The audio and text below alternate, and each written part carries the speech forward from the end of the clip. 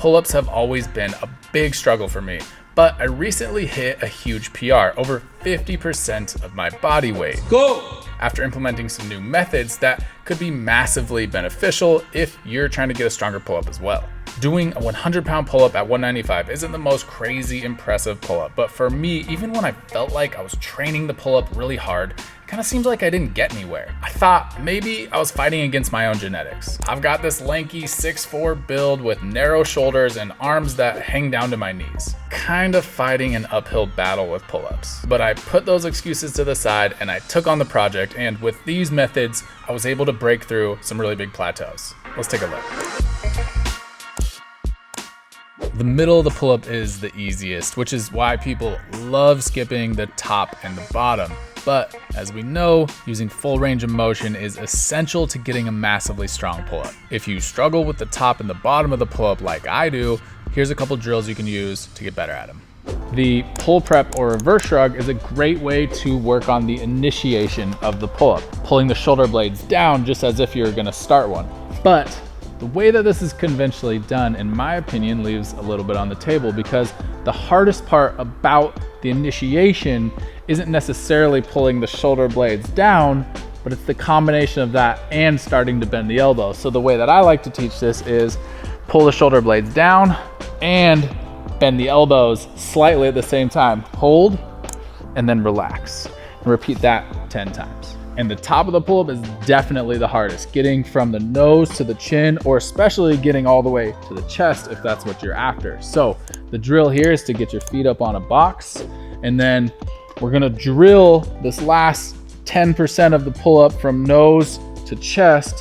What we're focusing on is keeping those shoulder blades down and back and keeping the shoulder open, not letting it tip forward like this, keeping that shoulder open, squeezing, and just using the feet as much as you need.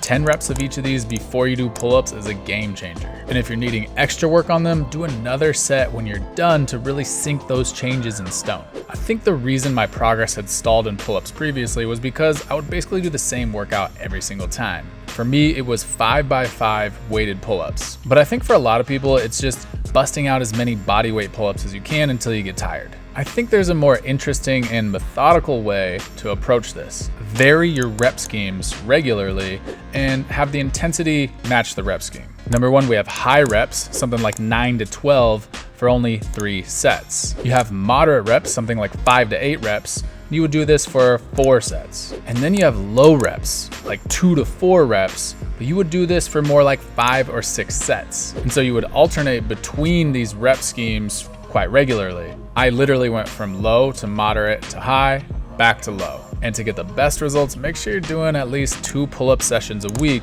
but no more than 3. Also, stay away from failure unless it's your very last set of the day. If you hit failure too early in a workout, then you're gonna run out of steam and you won't be able to finish your workout at the rep schemes that you planned. And here's a maybe unpopular opinion, but I don't think you should keep yourself to 100% perfect form all the time, especially in those rep ranges that are lower, like the 2 to 4 rep range. When you're working in that 2 to 4 rep range, you may find yourself arching your back more, or seeing the shoulders drift up towards the ears a bit, or even getting a bit of leg kip to finish the last 10% of a rep. In my opinion, that's okay as long as when you go back to those higher rep ranges, you're able to translate that newfound strength into really proper form. Now, some people can just do more pull-ups and keep getting better, but I'm not really one of those people. So here's some accessories that I think are really helpful. Obviously, having strong arms is a big part of getting good at pull-ups. So curls can go a long way, but to get more specific to pull-ups, the pronated curl is gonna be a better option. Don't go crazy with them, just 1 to 2 sets of 10 reps at the end of a session. Face pulls are really good for keeping the external rotators strong to make sure that in your pull-up, your shoulders aren't rounding forward. A couple sets of 10 to 15 reps at the end of a session is all you need. Core work is really important to make sure you can resist that natural tendency to arch your back in the pull-up. And the more you can resist that, the stronger you're gonna feel. So simple toes to bar, or variations where you're bringing your knees up to your chest, or hollow body holds are great options.